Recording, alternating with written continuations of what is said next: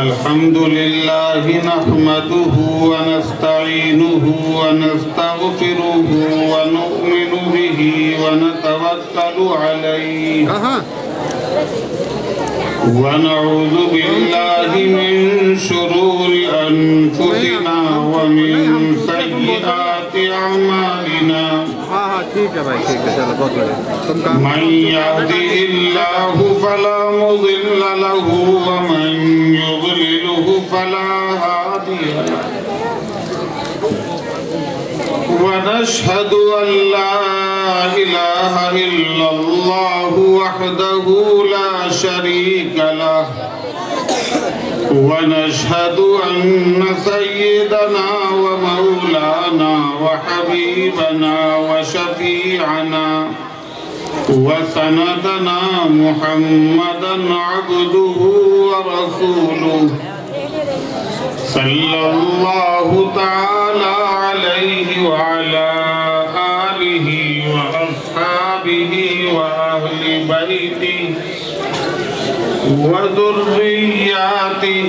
وسلم تسليما كثيرا كثيرا أما بعد فأعوذ بالله من الشيطان الرجيم بسم الله الرحمن الرحيم إنما يخشى الله من عباده العلماء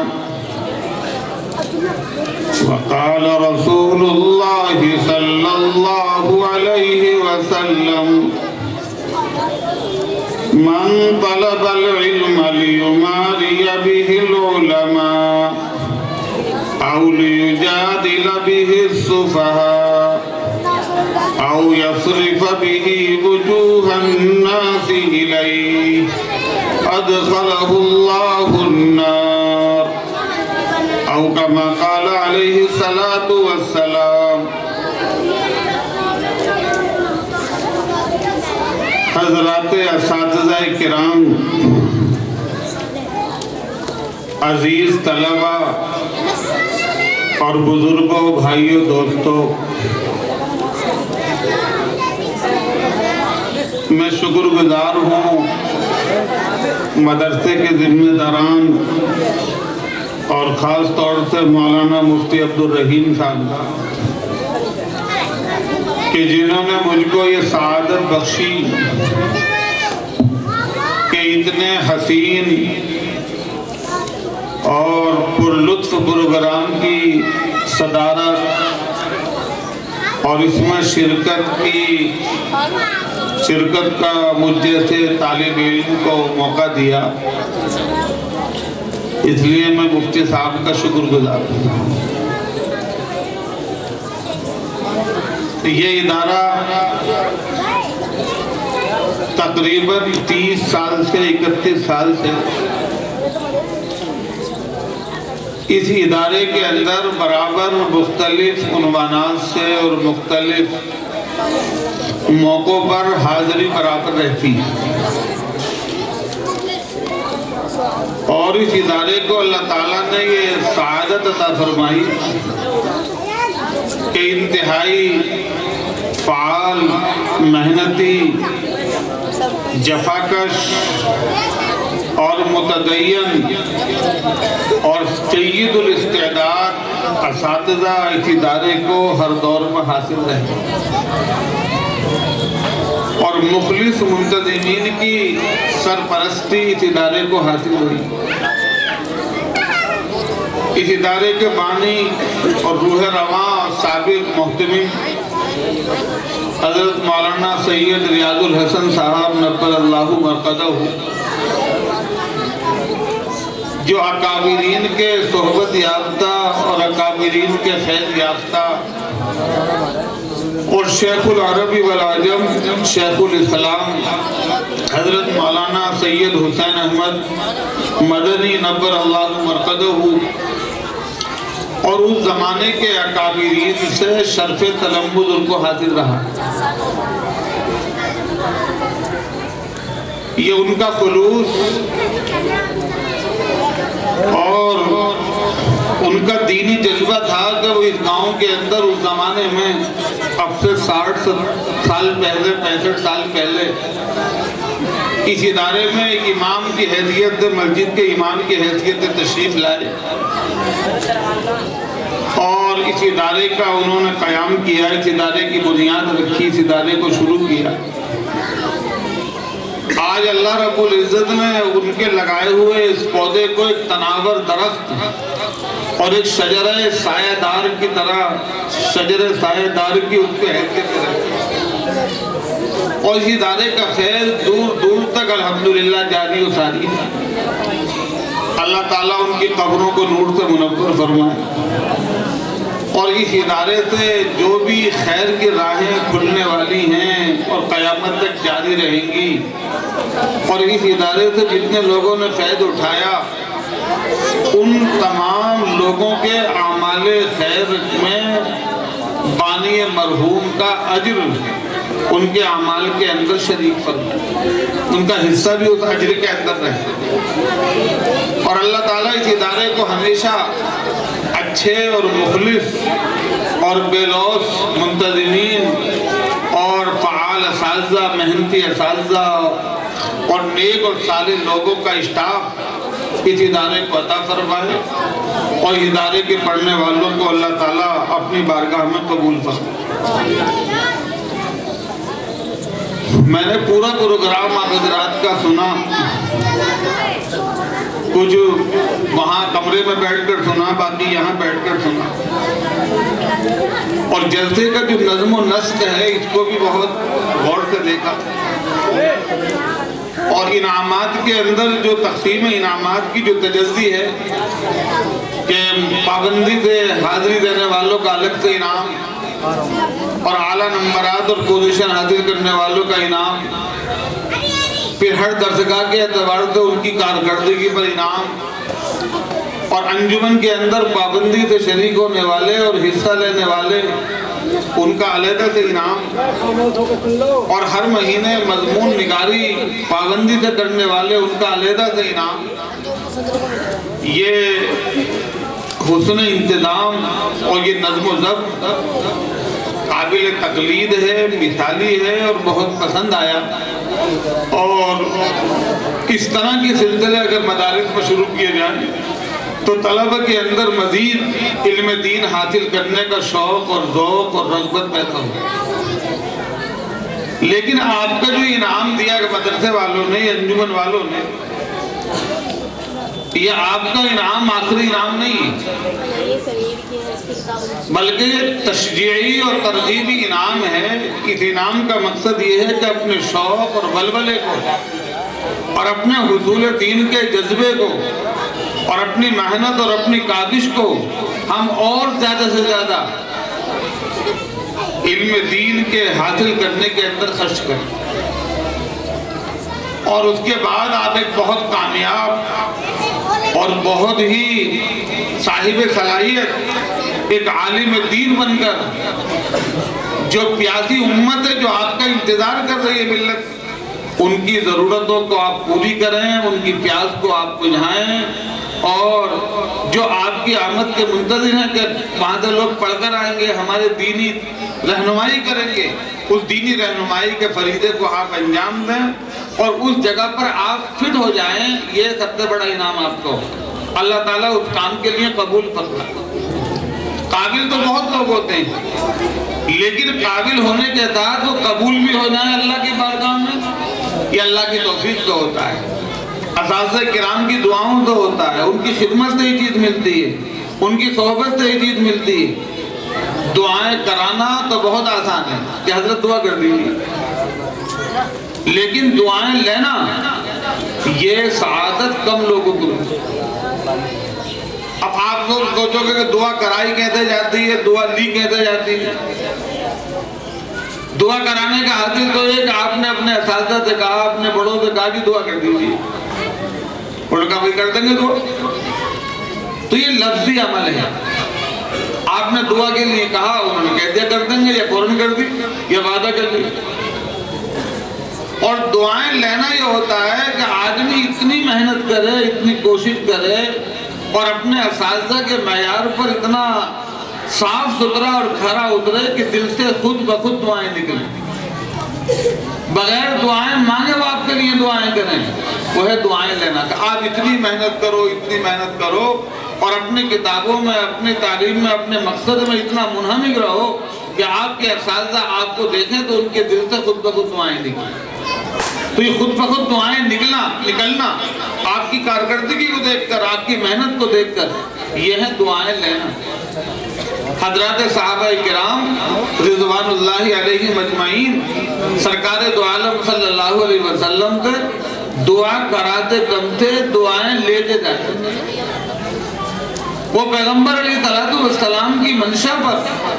اپنے آپ کو مکمل منطبق ہونے کی، ان کے منشا پر پورا اترنے کی کوشش کرتے اور پیغمبر علیہ السلام کی جذبے سے خدمت کرتے تھے کہ سرکار دو عالم صلی اللہ علیہ وسلم خود بخود دعائیں نکلتی، اور آپ فرد محبت میں فرماتے تھے مانگو کیا مانگو۔ حضرت ربیعہ رضی اللہ تعالی عنہ ایک صحابی ہیں، پیغمبر علیہ السلام کی ایک رات انہوں نے خدمت کی۔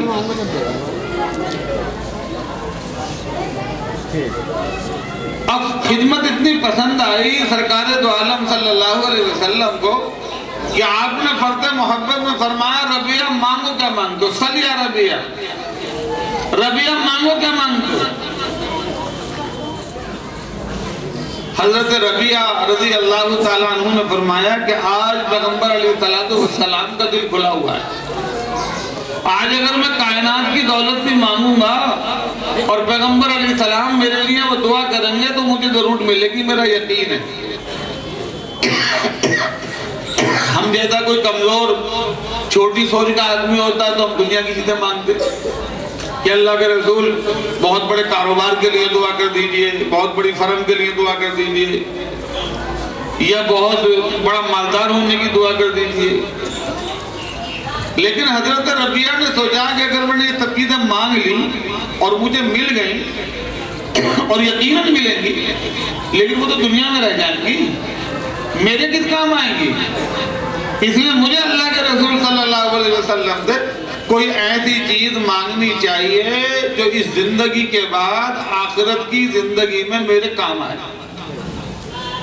اور اس نعمت کا مجھ سے زوال نہ ہو، میرے ساتھ وہ نعمت باقی رہے۔ بہت سوچ سمجھ کر کہنے لگے حضرت ربیعہ اسألوک مرافقتک فی الجنہ، کہ اللہ کے حبیب صلی اللہ علیہ وسلم میں جنت میں آپ کے ساتھ رہنا چاہتا ہوں، میں جنت میں آپ کے ساتھ رہنا چاہتا ہوں۔ کتنی عظیم چیز مانگی۔ پیغمبر علیہ السلام نے فرمایا اب غیر ذالک یا ربیعہ، ربیعہ کچھ اور مانگ لیتے، کیا تم مانگنے بیٹھ گئے؟ کوئی کھانے پینے کی چیز مانگ لیتے، کوئی کپڑا مانگ لیتے، کوئی تحفے کی یادگار چیز مانگ لیتے، تم نے تو کوئی ایسی چیز نہیں مانگی، کیا مانگ رہے ہو آخرت کی چیز؟ کچھ اور مانگ لیتے۔ تو ربیعہ کہتے ہیں کہ اللہ کے رسول مجھے اور کچھ نہیں چاہیے، اگر آپ مجھے دے سکتے ہیں اور اللہ سے دلوا سکتے ہیں تو میں جنت میں آپ کی رفاقت چاہتا ہوں، آپ کے ساتھ رہنا چاہتا ہوں، آپ کی صحبت میں رہنا چاہتا ہوں، یہ چیز آپ مجھے دلوائیے۔ تو پیغمبر علیہ السلام نے خاموشی اختیار کی، لیکن یہ تو عاشق رسول کا ایک سوال تھا۔ تو پیغمبر علیہ السلام کو بتایا گیا کہ اس کی درخواست قبول کر لو، مگر شرط لگا دو۔ یوں فرمایا رسول اللہ صلی اللہ علیہ وسلم نے فَإِنِّي عَلَى ذَلِكَ بِكَثْرَةِ السُّجُودِ، کہ ٹھیک ہے تم کو جنت میں رسول اللہ صلی اللہ علیہ وسلم کی رفاقت ملے گی، لیکن اس کام پر زیادہ نوافل پڑھ کر، زیادہ نمازیں پڑھ کر، زیادہ سجدہ کر کے میری مدد کرو، میرا تعاون کرو، تو میرے بات۔ تو پیغمبر علیہ السلام کی دعائیں صحابہ کرام لیا کرتے تھے، دعائیں کروایا نہیں کرتے تھے۔ تو ہمیں اس درجے کی اعلیٰ درجے کی معیاری محنت کرنی چاہیے کہ ہمارے اساتذہ کی دل سے دعائیں نکلیں. ابھی بتایا مولانا نے کہ ہمارے جماعت جو ہے عربی پنجاب کی آخری جماعت کہلاتی ہے، اس آخری جماعت کے 8 طلبہ دارالعلوم دیوبند میں داخل ہوئے. ظاہر ان کی اچھی محنت کی ہوگی، جو اس محنت کے نتیجے میں اللہ نے ان کو کامیابی عطا فرمائی، اساتذہ کی نظر میں وہ محبوب بنے. ایک دن ایسا آنا چاہیے کہ ہماری جماعت میں اگر 52 لڑکے ہیں پنجاب میں تو 52 کے 52 داخل ہونے چاہیے. جب 52 کے 52 100% ہمارے طلبہ آخری جماعت سے فارغ ہو کر مرکز علمی میں جائیں گے، بادر علمی میں جائیں گے، تو آپ کے اساتذہ کا دل جو ہے اندر تک کھل جائے. آپ کے اساتذہ کی نیکنامی ہوگی، پورے ہندوستان میں اس ادارے کو شہرت اور نیکنامی ملے گی، اس ادارے کے وقار میں اضافہ ہوگا، اس ادارے کا اکابر اور علماء اور مشائخ کے ذہن میں اس کے تذکرے اور چرچے ہوں گے، اس ادارے کو دعائیں ملیں گی. یہ دل سے نکلنے والی دعائیں اگر آپ نے ایسی محنت کر کے دکھلا دی کہ ہمارے 100% طلبہ، اس وقت وہ آئے کہ 100% طلبہ ہمارے یہاں تک فارغ ہو کر مرکز کے اندر جائیں، تو ان دعاؤں کا آپ اپنی زندگی میں اثر دیکھنا کہ آپ کو کتنا فائدہ ہوگا.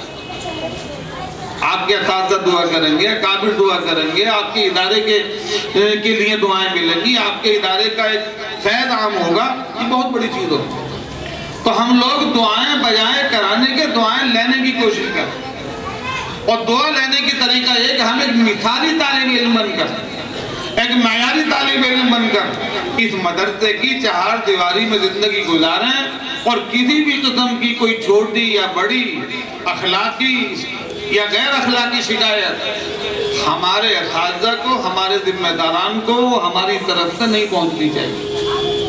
میں بات آپ کی کر رہا ہوں، اپنے عزیز طلبہ کی کر رہا ہوں، بات میں اساتذہ کی نہیں کر رہا ہوں کہ ہمارے طلبہ کی شکایت ہمارے مدرسے کے اساتذہ کو چھوٹی یا بڑی نہیں ملنی چاہیے. جب بھی راستے سے گزرے تو اساتذہ بھی یہ لڑکا بہت محنتی ہے، یہ لڑکا بہت شریف ہے، یہ لڑکا بہت بھلا ہے، یہ لڑکی کی کوئی شکایت کبھی نہیں ملتی. اس طرح کے تذکرے ہماری غیبوبت میں ہمارے اساتذہ کی زبانوں پر آئیں گے تو یقیناً وہ دعائیں ہمیں ملیں. ہمارے جتنے اکابر ہیں جن کے نام ہم لیتے لیتے تھکتے نہیں ہیں، اور جن کے ناموں کو لے کر ان کے ناموں کی روٹیاں ہم کھا رہے ہیں، ان کے ناموں پر ہم پل رہے ہیں، شیخ الہند رحمۃ اللہ علیہ،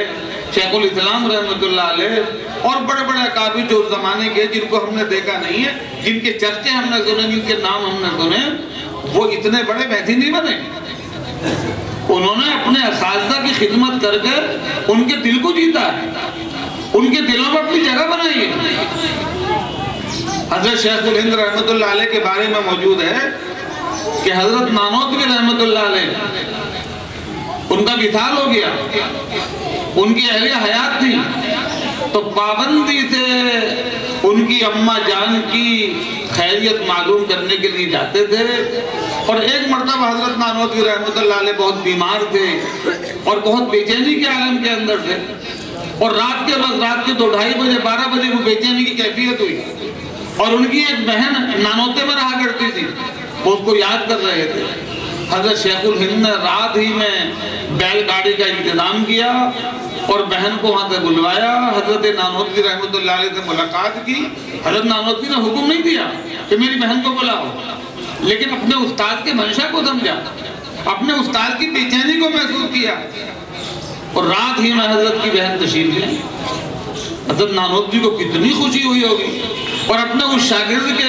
حسن تدبر پر، حسن تدبیر پر کتنی دعائیں دی ہوں گی. اللہ نے ان کو محمود الحسن نہیں بنایا، اللہ نے ان کو شیخ الہند بنایا. اللہ نے ان کو ایسا ایک ہلکا پھلکا دبلے بدن کا نہیں کوئی جثہ انسان، لیکن اس سے وہ حکومت کانپتی تھی جس حکومت کے قلمرو کے اندر سورج غروب نہیں ہوتا. ایک معمولی کا انسان ہے، اس سے تو بڑی طاقت ہل رہی ہیں، ڈر رہی ہیں. یہ چیزیں ویسی نہیں ملی. آج وہی اللہ رب العزت موجود ہیں، آج بھی یہ سب چیزیں ہم کو حاصل ہو سکتی ہیں. اور ایک معمولی کا طالب علم جو انار کے درخت کے نیچے پڑھ رہا ہے اور اللہ اس کو اتنا بڑا آدمی بنا دے کہ اس سے حکومتیں ہلنے لگے، یہ معمولی چیز نہیں. حضرت شیخ الاسلام رحمۃ اللہ علیہ مالٹا کی جیل میں جب انگریز نے گرفتار گرفتاری میں شیخ الاسلام کا نام نہیں تھا، شیخ الہند کا نام تھا۔ شیخ الہند کو گرفتار کیا اور ان کے ساتھ میں 2-3 آدمی اور تھے، مولانا حکیم ادیر عزیر گل دیکھ صاحب اور تھے۔ حضرت شیخ الاسلام نے اپنا نام اس گرفتاری میں کہہ کر لکھوایا، اور یہ کہہ کر لکھوایا کہ مجھے حضرت الاستاذ کی خدمت کا موقع نہیں ملتا، میں مدینہ میں رہتا ہوں، حضرت ہندوستان میں رہتے ہیں، اور یہ ایسا موقع ہے کہ اگر میں ساتھ میں جیل میں حضرت کے رہ لوں گا تو کچھ خدمت کر لوں گا۔ مالٹا کی جیل کے اندر تشریف لے، مصر کے اندر مالٹا ہوتا ہے، وہ انگریز کے جو سیاسی قیدی ہوتے تھے، جنگی مجرم ہوتے تھے، ان کو قید رکھا جاتا تھا، اور جتنے ممالک کے اندر جہاں جگہ بغاوت پھوٹتی تھی انگریز کے خلاف، ان باغیوں کو مالٹا کی جیل میں لا کے بند کیا جاتا تھا۔ حضرت شیخ الہند بھی پہنچے۔ جب سردی کا زمانہ آیا، اب سردی کے لیے پانی کا، گرم پانی کا انتظام نہیں، اور سردی کڑاکے کی سردی پڑ رہی ہے۔ اب شیخ الاسلام رحمۃ اللہ علیہ کے دل میں یہ بات آئی کہ استاد اگر ٹھنڈے پانی سے وضو کریں گے تو تکلیف ہوگی، اور گرم پانی کا انتظام نہیں ہے، تو شیخ ایک لوٹا پانی لے کر اپنے پیٹ پر رکھتے تھے اور کمبل اوڑھ کر لیٹ جاتے تھے، اور پوری رات ایسی لیٹے رہتے تھے کہ میرے پیٹ پر وہ لوٹا رکھا رہے گا تو پانی کی جو ٹھنڈک ہے وہ کم ہو جائے گی، اور حضرت الاستاذ کو تکلیف نہیں ہوگی ٹھنڈے پانی سے وضو کرنے میں۔ پوری رات لوٹے کو، بھرے ہوئے لوٹے کو اپنے جسم پر رکھے رہنا اور نہ سونا، اپنے استاذ کی کو یہ راحت کی خاطر، یہ معمولی خدمت نہیں۔ کتنی دعائیں حضرت شیخ الہند نے ان کو دی ہوں گی۔ پھر رمضان کا مہینہ آیا، شیخ الہند رحمۃ اللہ علیہ بھی حافظ قرآن نہیں تھے، شیخ الاسلام بھی حافظ قرآن نہیں تھے، لیکن دیوبند میں شیخ الہند رحمۃ اللہ علیہ کا معمول یہ تھا کہ مغرب بعد سے لے کر سحری سے کچھ پہلے تک، 15-20 منٹ پہلے تک پوری رات قرآن کریم سنتے تھے، حفاظ تھے۔ مغرب بعد نوافل میں سنتے تھے، پھر تراویح میں سنتے تھے، تراویح سے فارغ ہو کر، فطروں سے فارغ ہو کر پھر نوافل میں سنتے تھے، اور تہجد تک یہ سلسلہ رہتا تھا۔ اور جب سحری ختم ہونے میں 15-20 منٹ باقی رہتے تھے تو ہلکی سی سحری کھائی، ایک آدھ چائے پی، ایک آدھ گلاس دودھ پیا اور سحری کر لی، روزہ رکھ لیا۔ اب جب رمضان کا چاند نظر آیا تو شیخ الہند نے فرمایا کہ بھائی مولوی حسین احمد، اس سال قرآن کریم رمضان میں ہمارا نہیں ہو سکے گا، ہم نے تو زندگی میں کبھی قرآن رمضان میں تراویح میں چھوڑا ہی نہیں ہے، مگر اس سال تو قرآن نہیں ہو سکے گا، ہم جیل میں ہیں، تم بھی جیل میں ہو، نہ تم حافظ نہ میں حافظ۔ یہ اندر کی بے چینی اور قلق حضرت شیخ الاسلام نے محسوس کی کہ استاد کو قرآن نہ سننے کی بے چینی اور تکلیف ہے۔ اب ظاہر ہے کہ ایسا عمل نہیں تھا کہ جس کو اپنے اختیار سے آدمی کر سکے، لیکن شیخ نے اس تکلیف کو اپنے استاد کی محسوس کیا،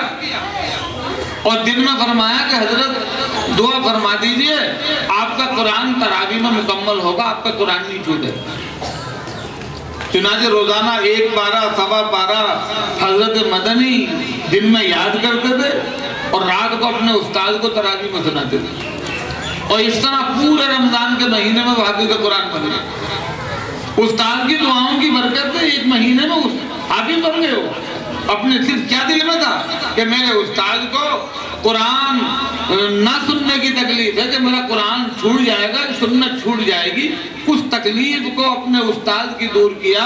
اللہ نے ان کو حافظ قرآن بنا دیا۔ تو جن لوگوں کے نام پر ہم پلتے ہیں، ہم ان کے نام لیوا ہیں، ان لوگوں، وہ لوگ جو اتنے بڑے بنے، وہ اپنے اساتذہ کی خدمت کرنے کے نتیجے میں۔ مولانا قاری طیب صاحب رحمۃ اللہ علیہ، ان کا واقعہ لکھا ہے، خود انہوں نے لکھا اپنی یاد ایام کے اندر۔ ایک مرتبہ حضرت نے فرمایا آل انڈیا ریڈیو اسٹیشن نے کہ آپ تقریر فرما دیجیے، اسٹیشن پر، ریڈیو اسٹیشن، اور تقریر کیجیے اپنی ذاتی حالات کے اوپر، اپنی سوانح بیان کیجیے۔ تو حضرت نے اپنی سوانح بیان کی، مختصر اپنی زندگی کے واقعات بیان کیے۔ آل انڈیا ریڈیو ریڈیائی تقریر تھی وہ 1.25 گھنٹے کی، تو اس میں ایک واقعہ ہے، وہ میں نے پڑھا اس کو ماہنامہ تعلم کے اندر، پرانے فائلوں کے اندر۔ حضرت فرماتے ہیں کہ جب ہم عربی تعلیم، عربی جماعتوں میں ہمارا داخلہ ہوا تو علامہ انور شاہ کشمیری رحمۃ اللہ علیہ اس زمانے میں دارالعلوم میں انجمن چلتی تھی، اس انجمن کے نگراں حضرت سرپرست حضرت علامہ انور شاہ کشمیری رحمۃ اللہ علیہ ہوتا ہے، اور حضرت کی انجمن میں 3 زبانیں چلتی تھی، عربی، اردو اور فارسی، اور جو بھی انجمن کے شرکاء ہوتے تھے ان کو تینوں زبانوں میں تقریر کرنی پڑتی تھی۔ اس ہفتے عربی میں ہو رہی ہے، اس ہفتے فارسی میں ہو رہی ہے، اس ہفتے اردو میں ہو رہی ہے، اور وہ وہ انجمن نظم اور نثر دونوں میں چلتی تھی۔ ہر طالب علم جہاں عربی کی تقریر کرتا تھا تو اس کو عربی میں اشعار بھی کہنے ہوتے تھے، اور فارسی کی تقریر کرتا تھا تو فارسی میں بھی اپنے منظوم کلام ادھر پیش کرنا ہوتا تھا، اور اردو کے اندر بھی پیش کرنا ہوتا تھا۔ تو نظم میں ہوتی تھی، نثر میں ہوتی تھی، 3 زبانوں میں ہوتی تھی، اور جو اس انجمن کے ممتاز اور ہونہار طلبہ ہوتے تھے تو ان کو حضرت کبھی کبھی اپنے ساتھ اسفار میں جلسوں میں لے جاتے تھے۔ تو محتمم صاحب رحمۃ اللہ علیہ بیان کرتے ہیں کہ مجھے حضرت الاستاذ علامہ انور شاہ کشمیری پنجاب کے علاقے میں جلسے میں لے گئے، اور اس زمانے میں کاروں کا سفر ہوتا ہے، ہم تو کاروں سفر کرتے ہیں، ہمارے پاس تو اللہ نے ہمیں بہت راحت دی، ان بزرگوں کی دعاؤں کی برکت ہے۔ اس زمانے میں پیدل سفر ہوتے تھے، بیل گاڑی سے ہوتے تھے، گھوڑے ٹانگے سے ہوتے تھے، تو کہہ رہے بیل گاڑی کا سفر تھا اور راستے میں بارش ہو گئی، کپڑے میرے پاس ایک ہی جوڑے تھے، وہ سب بھیگ گئے۔ حضرت کے پاس تو کئی جوڑی کپڑے اور بھی تھے لیکن میرے پاس ایک ہی جوڑے تھے، مجھے اندازہ نہیں تھا بارش ہو گئی۔ تو جب اس گاؤں میں پہنچے جہاں جلسہ ہونا تھا تو میں پورا بھیگ چکا تھا، بارش کی وجہ سے اور سردی کا موسم تھا، تو حضرت نے مجھے کمبل دے دیا کہ اس کمبل کو کپڑے اتار دو، اس کمبل کو لپیٹ لو۔ تو وہی ایک کمبل میں نے اپنی لنگی کی جگہ لپیٹا، اسی کپڑے کمبل کو کرتے کی جگہ لپیٹا، اور تھوڑا سا حصہ ٹکڑا اس کا سر پر رکھ لیا، اور اسی حالت میں مجھے حضرت نے تقریر کرنا وہ جلسے میں کھڑا کر دیا، اور حضرت نے یہ تعارف کرایا کہ بھائی ایک گدڑی پوش کو میں آپ کے سامنے پیش کر رہا ہوں، اور گدڑی کے اندر کبھی کبھی جو ہے لال بھی چھپے ہوئے ہوتے ہیں، ہیرا جواہرات بھی چھپے ہوئے ہوتے ہیں، تو اسے تم گدڑی پوش مت سمجھنا، یہ ایک لال ہے جو اپنے وقت کے اوپر اس کی قیمت جو ہے اس زمانے کے جوہری لگائیں گے جب ان کا وقت ہے۔ یہ ایک استاد اپنے طالب علم کے لیے جذبات، ایک نیک خواہشات پیش کر رہا ہے، اور بعد کے حالات نے بتایا کہ وہ گدڑی کے اندر چھپا ہوا کوئی معمولی آدمی نہیں تھا، وہ واقعی امت کا ہیرا تھا، امت کا لال تھا وہ، اور انہوں نے پوری دنیا کے اندر مسلک حق کو، اسلامی تعلیمات کو پہنچایا، اور اپنے زمانے کے اندر پوری دنیا کے تمام ممالک میں انہوں نے سفر کیا، اور اللہ نے ان کے ذریعے دین کی بات پہنچائی۔ تو یہ سارے لوگ جو ہیں اپنے اساتذہ کی خدمت کر کے اور اسباق کی پابندی کر کے اور ایک مثالی طالب علم بن کر جب زندگی گزارتے ہیں تو اللہ تعالیٰ ان کی زندگیوں کے اندر کمال پیدا کرتے ہیں۔ ہمارے مولانا حفظ الرحمان صاحب رحمۃ اللہ علیہ، مجاہد ملت مولانا حفظ الرحمان صاحب رحمۃ اللہ علیہ، ان کے حالات میں لکھا ہے کہ وہ کئی سارے بھائی تھے، اور یہ اپنے بھائیوں میں کمزور ذہن کے تھے، کل ذہن، اور دوسرے بھائی جو تھے وہ اچھی ذہین تھے، تو ان کے والد نے دوسرے بھائیوں کو تو انگریزی اور دوسری عصری تعلیم دلائی، اور یہ کیونکہ کل ذہن تھا ان کو مدرسے میں داخل کر دیا۔ جو آج کل ہوتا ہے کہ جو کمزور قسم کا لڑکا اسے مدرسے میں بھیج دو، جو اچھا اسے ڈاکٹر بنائے۔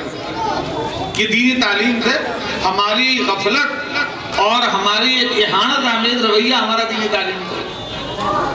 اب مولانا حفظ الرحمان صاحب سیوارے کے مدرسے میں پڑھے، اس کے بعد دیوبند چلے گئے۔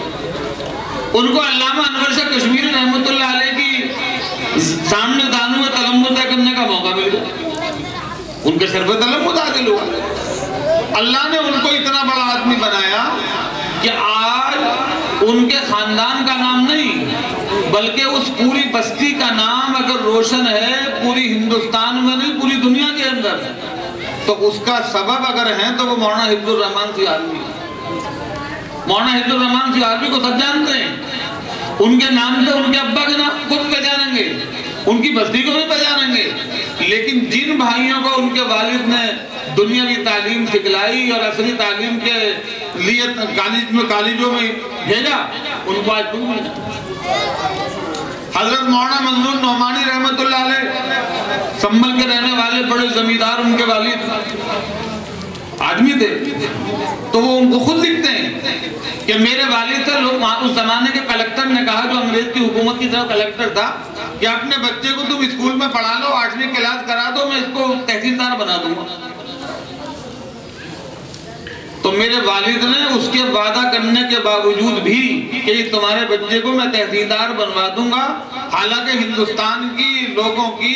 سب سے اونچی ملازمت انگریزی دور حکومت میں نائب تحصیلدار کی ہوتی ہے، اس کلکٹر نے وعدہ کیا کہ تمہارے اس بیٹے کو میں تحصیلدار بنا دوں گا، تم 8ویں پڑھا دو، لیکن میرے والد نے مجھے اسکول نہیں بھیجا، مجھے مدرسے میں پڑھایا۔ لوگوں نے کہا کہ تمہارے لیے اچھا موقع ہے، کلکٹر وعدہ کر رہا ہے، اتنی اونچی پوسٹوں کسی ہندوستانی کو نہیں ملتی، برطانوی حکومت کے اندر تمہارے بچے کو مل جائے گی، پڑھا لو۔ تو والد کہتے ہیں کہ مجھے ان کی دولت نہیں چاہیے، دولت تو اللہ نے مجھے اتنی دی ہے کہ یہ بال بچوں والے ہو جائیں، بال بچوں دار ہو جائیں گے، تب بھی میں ان کو خرچہ دے دوں گا، ان کی آمدنی کی مجھے ضرورت پیش نہیں ہے، لیکن مجھے ان کا دین چاہیے۔ جب یہ دین پڑھیں گے تو میری قبر میں بھی مجھے راحت پہنچائیں گے، آخرت میں بھی مجھے راحت پہنچائیں گے۔ چنانچہ وہ لکھتے ہیں کہ ہم کئی سارے بھائی 5 6 بچوں کے باپ بن گئے، لیکن والد نے کبھی ہم سے ایک پیسے کا مطالبہ نہیں کیا، اور ہمیشہ ہر مہینے جیسے اپنے ملازم کو وہ تنخواہ دیتے ہیں، ہمارے سب بھائیوں کو ایک مخصوص رقم، بڑی رقم سب بھائیوں کو خرچے کے لیے والد صاحب زندگی بھر دیتے رہے، لیکن اپنے استاد اساتذہ کی خدمت کے نتیجے میں اللہ نے ان کو اتنا بڑا آدمی بنایا کہ منظور نعمانی کو علمی دنیا کے اندر پوری دنیا جانتی ہے، اور ان کی کتابوں سے استفادہ کرتی ہے، ان سے فائدہ اٹھاتی ہے۔ تو میرا کہنے کا منشا یہ ہے کہ اللہ نے ہمیں یہ بہت اچھا مدرسہ دیا ہے، تربیت کا بہت معقول انتظام اس ادارے کے اندر ہے، میں پورے وثوق کے ساتھ، پورے اعتماد کے ساتھ اس بات کو کہہ سکتا ہوں، اور تعلیم کا بہت اچھا انتظام ہے، اچھے اساتذہ آپ کو عطا فرمائے،